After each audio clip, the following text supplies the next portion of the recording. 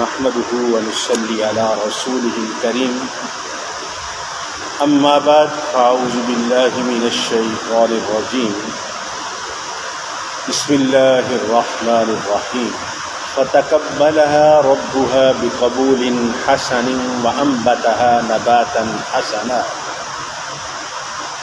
وكفلها زكريا كلما دخل عليها زكريا المحراب وجد عندها رزقا قال يا مريم أنى لك هذا قالت هو من عند الله إن الله يرزق من يشاء بغير حساب هنالك دعا زكريا ربه قال رب هب لي من لدنك ذرية طيبة إنك سميع الدعاء آمنت بالله صدق الله العلي العظيم وبلغنا رسوله النبي الكريم الأمين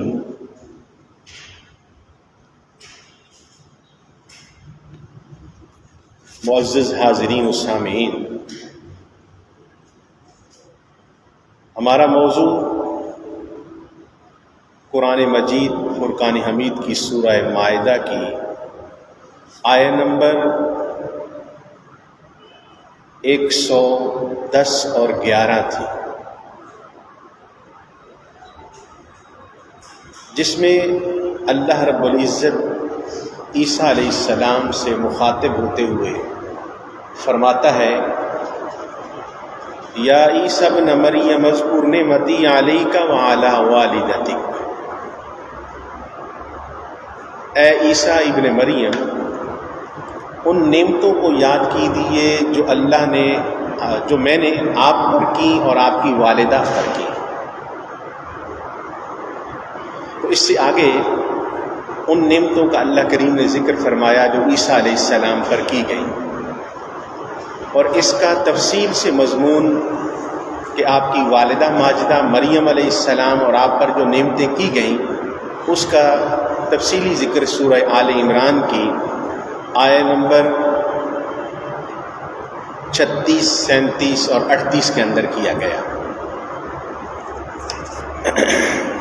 ان کے بارے میں پچھلے جمعہ کچھ گفتگو شروع کی تھی کہ کون سی نعمتیں ہیں جن کے بارے میں اللہ کریم فرما رہا ہے کہ انہیں یاد کیجیے۔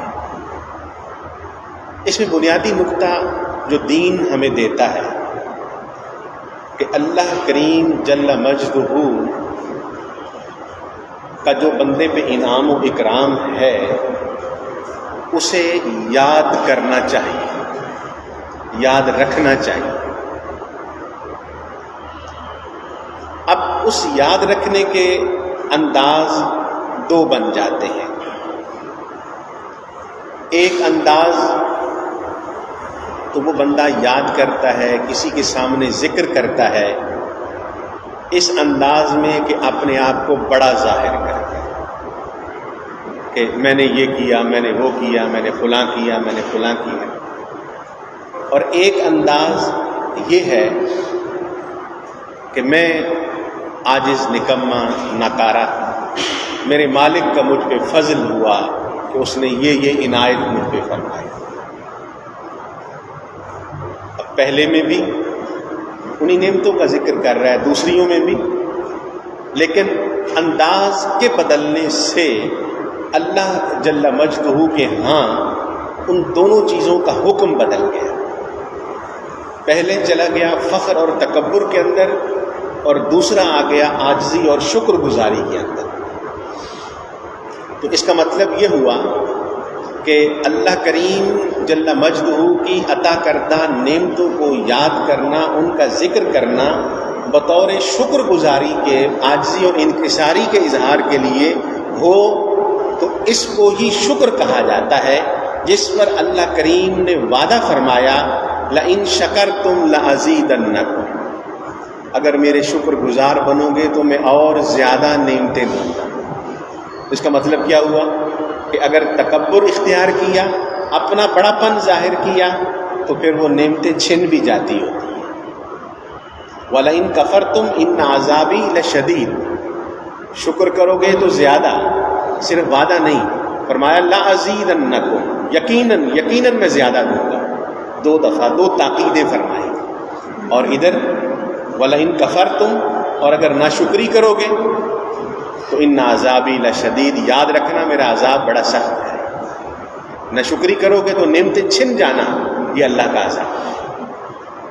اب یہ بھی یاد رکھیے کہ نعمتوں کا چھن جانا بھی 2 طرح سے ہوتا ہے، کہ نعمت اللہ نے دی اور چھن گئی. تو عمومی انداز تو وجہ اس کی یہی ہے کہ وہ تکبر فخر کے اندر آ گیا، شکر گزار نہ بنا، تو اللہ نے اس کی پاداش میں اسے سزا یہ دی کہ نعمتیں اس سے چھین لی. لیکن کبھی کبھی اللہ کریم وہ نعمتیں جو چھینتا ہے وہ امتحان لینے کے لیے بھی ہوتا ہے. بندہ شکر گزار ہے، راہ راست پہ ہے، لیکن پھر اس سے نعمتیں لے لی گئیں. یہ ہمیں ہر بندے کو، مسلمان کو یہ اصول ذہن میں رکھنا چاہیے کہ وہاں جب نعمت چھن گئی، کوئی تکلیف آئی، پریشانی آئی، تو یہ ذہن میں ہمارے یہ ہوتا ہے، بیٹھے شکوہ بھی کرتے ہیں دوستوں کے سامنے کہ یار میں نے تو کبھی کسی کے ساتھ یہ نہیں کیا، میں نے وہ نہیں کیا، یہ پتہ نہیں میرے ساتھ کیوں ایسا ہوا. اور بھائی ضروری نہیں کہ وہ نعمت جو چھینی ہے آپ نے کسی کے ساتھ زیادتی کی ہو تو تب اس کے بدلے میں چھینے نہیں. وہ مالک کریم کی نظر انتخاب تم پر پڑی، اس نے امتحان لیا تم سے کہ یہ میرا بندہ منتخب کرنے کے لائق ہے بھی صحیح کہ نہیں. یہ بھی اس مالک کی فضل ہے، کرم ہے کہ اس کی نظر انتخاب میں آیا. امتحان کس سے لیا جاتا ہے؟ یونیورسٹی کے اندر، کالج کے اندر کمپٹیشن میں آیا، ایڈمیشن ہوا، کتنے لوگوں سے اس کو انتخاب کیا گیا، تو تب بھی وہ آگے امتحان والے سلسلے میں چلا نا. دعوے کرنے والے تو بڑے تھے، اپلائی کرنے والے بھی بڑے تھے، سب کو تو ایڈمیشن نہیں ملا. تو یہ وہ ہے کہ وہ مالک کائنات کی اکیڈمی کے اندر، انسٹیٹیوٹ کے اندر، اس کی یونیورسٹی کے اندر تمہیں ایڈمیشن مل گیا ہے. اب جس کو ایڈمیشن ملتا ہے کیا فرمایا؟ قرآن پاک میں ہی فرمایا اس کے بارے میں کہ میں تمہیں یقیناً آزماؤں گا. کس طرح؟ نقص من الاموال والانفس والثمرات، کبھی بیماری دے کے، کبھی دی ہوئی فصلوں پھلوں کی شکل میں نعمت کو چھین کے. پچھلے دنوں فیس بک پہ ابھی بھی کئی جگہ بھی یہ کمنٹس دیکھنے کو ملے کہ یہ جی اللہ کا عذاب ہے، یہ سیلاب آیا، یہ آیا، اس سے یہ نقصان ہو گیا، یہ ہو گیا، یہ ہو گیا. ان دونوں چیزوں کو سامنے رکھیے. وہ مالک خود فرما رہا ہے کہ میں تمہارا امتحان لوں گا نعمتیں چھین کر. بیماری، سیلاب آیا، فصلیں تباہ، باغات تباہ، سب کچھ تباہ، جانور تباہ، گھر گر گئے. قرآن میں ذکر کیا کہ میں ایسا کروں گا. وَنَقْصٍ مِّنَ الْأَمْوَالِ وَالْأَنفُسِ وَالثَّمَرَاتِ، پھر فرمایا جو اس امتحان میں جو اسے پریشانی ہوئی اس پہ ثابت قدم رہا، اس مالک سے اس نے تعلق نہیں توڑا اور وہ شکر گزاری والا تعلق رکھا، تو فرمایا وَبَشِّرِ الصَّابِرِينَ، اس مصیبت پہ صبر کرنے والوں کو خوشخبری ہے. الذین اذا اصابتهم مصیبت قالوا انا للہ، وہ یہ شکایت نہیں کرتے مولا ہمارے ساتھ کیوں ہوا، وہ کیا کہتے ہیں؟ انا للہ و انا الیہ راجعون، مولا ہم تیرے ہی تھے، یہ سب کچھ تیرا ہی تھا، تو نے لے لیا، تیرے ذات تیری بارگاہ میں کوئی گلہ نہیں، تیرے پھر بھی شکر گزار ہیں. تو جو ایسا کرتے ہیں اولئک علیہم صلوات من ربہم ورحمہ، یہ وہ لوگ ہیں کہ جن پر پھر ہمیشہ اللہ کی طرف سے رحمتیں ہی نازل ہوتی ہیں. دینے والا وہ جس نے پہلے لیا، اس نے اب لے لیا تو وہ اب نہیں دے سکتا دوبارہ. جس نے پہلے دیا وہ دوبارہ بھی دے سکتا ہے. یہ صرف اس کیٹیگری کے بندے کے لیے امتحان تھا. اور دوسرا متکبر کے لیے وہ کیا ہے؟ مصیبت اور عذاب ہے. اس کا مطلب ہے اس سے چھین کر اس کو دوبارہ واپس نہیں دیا جاتا، لیکن اس سے اگر چھینا جاتا ہے، لیا جاتا ہے، تو شکر گزاری کے باعث اللہ اس سے کئی گنا زیادہ اسے عطا فرما دیتا ہے. یہ فرق آخرت میں ظاہر ہوتا ہے اس کی بعد میں، صبر کے بعد اس کا نتیجہ کیا نکلا، اس کا کیا نکلا، اس پر پھر وہ بندے کی کیٹیگری سامنے آئی کہ یہ شکر گزار تھا یا متکبر تھا یا ناشکرا تھا، یہ کون سا تھا۔ تو اس لیے یہاں عیسیٰ علیہ السلام کو اللہ کریم فرماتا ہے کہ عیسیٰ میری ان نعمتوں کو یاد کرو جو میں نے تم پر کی اور تمہاری والدہ پر کی تھی۔ وہ نعمتوں کا یاد رکھنے کا انداز اگر یہ بن گیا شکر گزاری والا، تو اور پھر وہ دینے والے کے ہاں کسی خزانے میں کمی نہیں ہے۔ اور اگر وہ تکبر اور ریاکاری بن گئی کہ یہ ہوا جی، یہ ہوا جی، یہ ہوا، میں نے یہ کر دیا، میں نے وہ کر دیا، تکبر ریاکاری میں آیا تو پھر سب کچھ تباہ، وہ واپس نہیں پھر ملے گا جب تباہ ہوگا تو۔ اللہ اکبر۔ تو امتحان اس سے لیا جاتا ہے جو اس کی نظر انتخاب میں آ گیا، اس قابل سمجھتا ہے کہ یہ بندہ اس قابل ہے کہ اس کو اپ گریڈ کیا جائے، آگے لے جایا جائے، تو اب اس اپ گریڈ کرنے کے لیے اسے آزمایا جاتا ہے۔ وہ نعمتوں کا چھن جانا، تکلیف کا آ جانا، بیماری کا آ جانا، وہ یہ نہیں کہ اس مالک کی ناراضگی ہے، وہ یہ نہج بھی ہے کہ وہ آزمانا چاہتا ہے۔ یہ دونوں چیزوں کو بندہ سامنے رکھتا ہے تو اگلی زندگی کے منازل میں، مراحل میں، درجات میں وہ کامیابی حاصل کرتا ہے۔ اور اگر ان چیزوں کو نہیں رکھتا سامنے تو پھر اس کے لیے ناکامی اس دنیا میں بھی اور آخرت میں بھی اس کے لیے ناکامی ہے۔